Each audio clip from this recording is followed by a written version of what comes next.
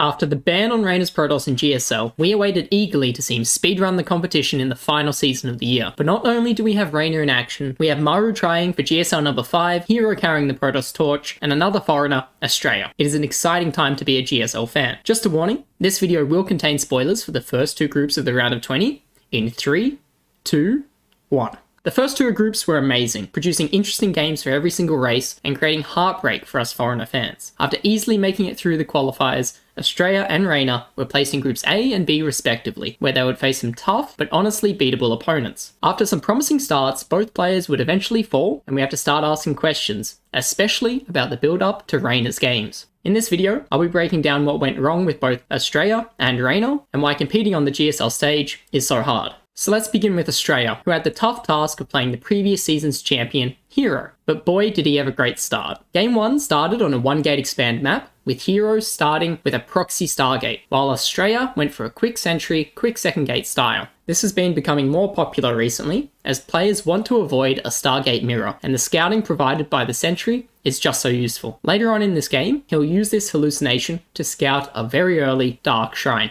Now, Astrea really knows his timings, because he perfectly times his shield batteries to deal with the Oracle. This strong defense gets him a 10 worker lead over his opponent just by defending cleanly. Even with two adepts managing to sneak across the map and equalize the worker count, he is able to put on a strong Blinkstalker pressure with a larger army. This does get pushed back eventually by an Immortal, but it is here where we see the defining feature of this game. Astrea goes for a Forge and attack upgrades, while Hero just commits to more gateway units. Hero needs to win soon, and he gets extremely close, managing to break the third base and the natural, and getting into the main base. But some sneaky zealots manage to counterattack and do the same amount of damage as Hero's main army to his economy. Astrea eventually manages to clean this up and does go on to win this game. Just imagine the value given by having the +2 attack upgrade in this long, drawn-out skirmish. What a start for the foreigner. In game 2, we have another 1-gate expand map, but both players actually opt to go for a 2-gate expand, with Astrea getting aggressive with a proxy robo. I love the boldness. Once ahead in a series, it is very Korean. Unfortunately, Astrea gets caught outside his wall by a 4-stalker push, which deals too much damage and eventually costs him the game. It can be easy to say that Astrea should have been sitting behind his wall, but the mindset was to be aggressive, and his adepts hadn't seen anything coming over, so it was a bit unfortunate. Oh well, on to the deciding map. Game 3 once again starts with Hero throwing out a proxy Stargate. Astrea again confidently deals with this and maintains a worker lead, even with 4 adepts getting into his main base. Hero tries to get aggressive, but Astrea is resolute in his defense and even sneaks a DT that gets 8 kills across the map. Now, if you watch high-level PvP a lot, you might notice that the probe count always seems to even out. So what does that advantage even translate to? Well, reaching saturation earlier means that you can start producing units earlier, and this is no more evident than in this game. Look at this. Astrea has converted his early lead into a huge army and is knocking on the door of Hero asking questions. At this point, it seems like Astrea is going to win this game, and honestly, he should have. However, he underestimates the amount of strength of the static defense at Hero's 4th base, and wastes so many units without getting any damage done. The idea was solid though.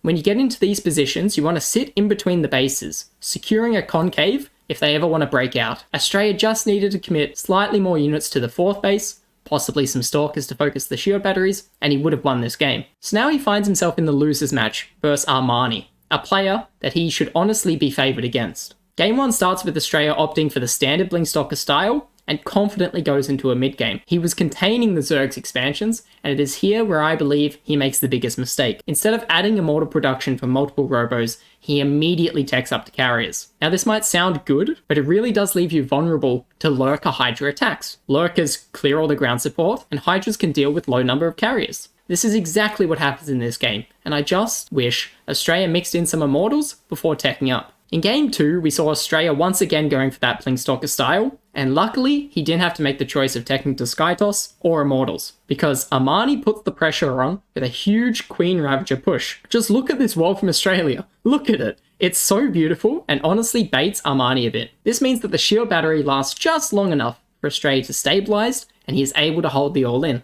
Now in game 3, with his GSL season on the line, Armani decides to go for a Ling Flood with a drone pull. An absolutely insane decision, but a smart one, because it works and it works perfectly. He has been outclassed in the macro games, so I don't fault him for this. Honestly, it's a bit unlucky for Astrea that in this game, he decides to mix it up and go for a non-Stargate build, opting for a DT drop. Historically, DT openers do very, very poorly against Link Floods, because you just don't have the units or the production to deal with that amount of Zerglings. If he had just opened Oracle, he may have possibly seen the Zerglings and the drones and be able to wall behind it and move on. But he didn't, and Astrea is the first player eliminated from the GSL. If I was to describe Astrea's journey this GSL season, I would say he played solid. He confidently went into macro games against both of his opponents, and apart from the last all-in, got ahead versus any pressure. We'll talk about this later as well. But the Forerunner scene is usually more macro-focused, and so when the pressure of the GSL mounts, it can be very easy to lose to an aggressive Korean all-in. Now let's talk about Reynor. Before this tournament started, there was a lot of talk in the community that he was going to win it all, and Reynor definitely showed up with his usual demeanor. I mean, just look at this smile. I honestly hope nothing happens to it. So his first opponent is Bunny, a very strong Terran who excels in tank pushes in all matchups. In game 1, he decides to open up with a 3 racks, which is not an uncommon build, and if you want to learn how to do it, I'll leave a link to Uthermal's guide on it in the description. I've actually been using it a lot recently. Reynor actually does a reasonable job defending against this push, losing only Zerglings and protecting his drone count, which is what really matters. Now we see the defining interaction in this entire series. Bunny follows this up with a tank push, and while it isn't easy for Reynor, he does eventually start to push it back. Once he has secured map control and teched up even further, nothing can stop his counterattacks, and just like Astrea, Reynor is off to a great start in his GSL run.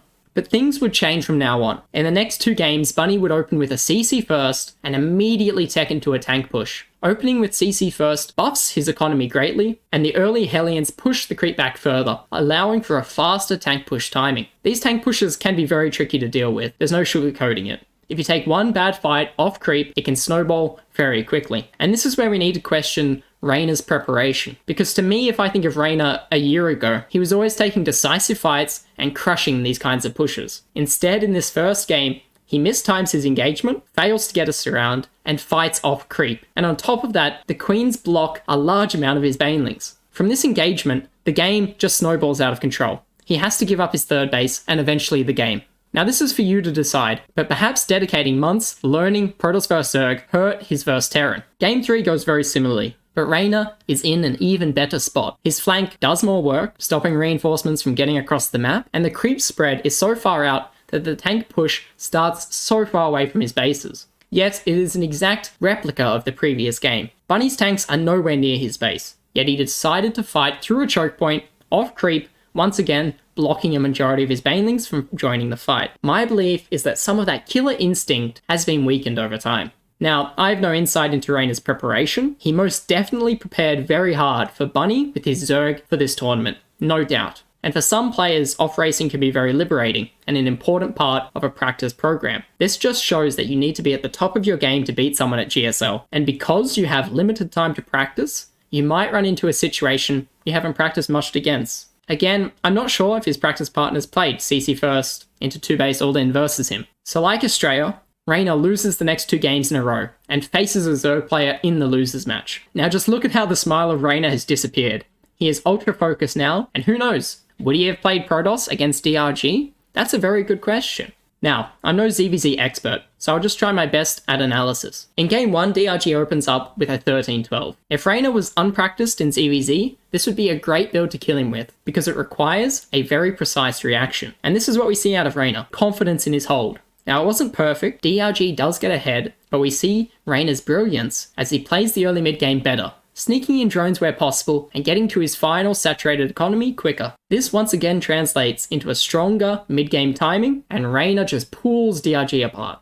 In game 2, both players actually open up with the standard Lingbane style, but Reynor is more aggressive, and this ends up giving him a 10 worker lead. Here, he might possibly make a misread, starting a Spire when DRG is all-inning him. Now he does cancel the Spire very quickly, but if he was just building Roaches earlier, he definitely would have been able to hold the Roach Bane all-in. Just like with the Bunny series, in a macro game, Reynor seems to be doing things fine, but against timings, he is very vulnerable. My opinion is that playing Protoss has limited the amount of time he had got practicing against these trickier timings. So now it all comes down to game 3, and we see the Korean player opening up with a very aggressive build, the 12 pull. Reynor shows his charm by doing a perfect hold and getting quite far ahead. Again, this translates into an army lead, and like Astrea vs Hero, the attack is just slightly mismicroed and the defender's advantage becomes too much. From there, DRG actually out-multitasks Reynor with burrowed roach run-bys and expertly crafted fights with his upgrade advantage. Reynor was predicted to win it all, but instead, he finishes 4th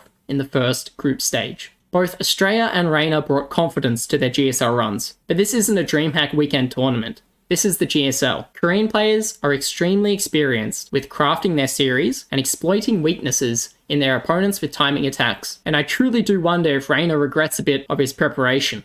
Earlier in the week, he played a best of 7 versus Dark, where he played Protoss in a majority of the games. Perhaps this could have been the ZVZ warm-up that would have let him stay in the GSL. So if you are looking for an easy Zerg build order, be sure to click this link.